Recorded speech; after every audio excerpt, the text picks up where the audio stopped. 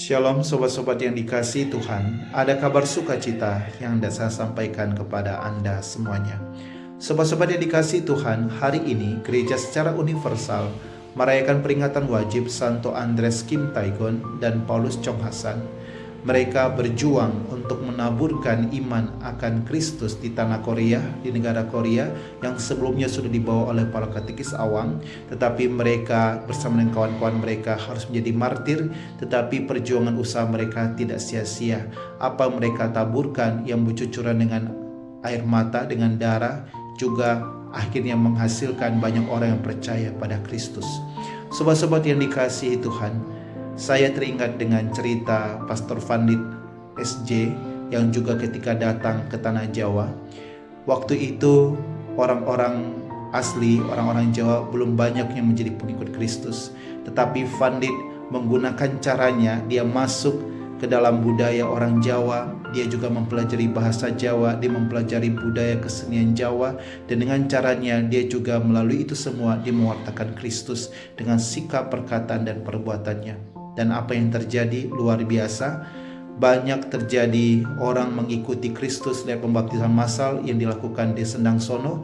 Sendang Sono dulunya adalah tempat keramat, tetapi kedatangan Vandit, dia menjadikan tempat itu sebagai tempat pembaptisan massal. Begitu banyak orang-orang khususnya orang-orang Jawa masuk percaya pada Tuhan Yesus Kristus.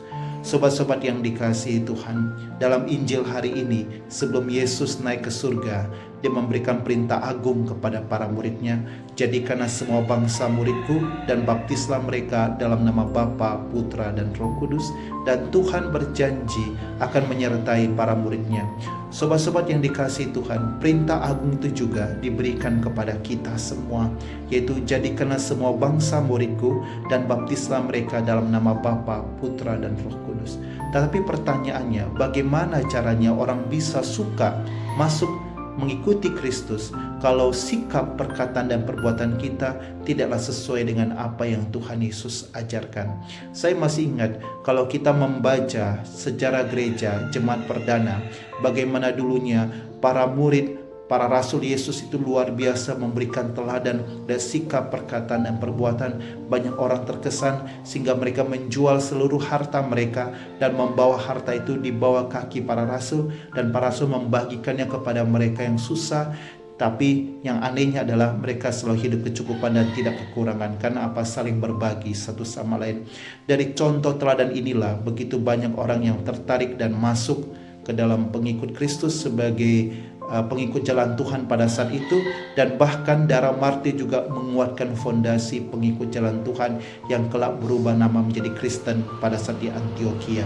Sobat-sobat yang dikasihi Tuhan, kita dipanggil juga dan memberi misi, dan kita juga diberi misi untuk menjadikan semua bangsa murid Yesus dan membaptis mereka dalam nama Bapa, Putra, dan Roh Kudus.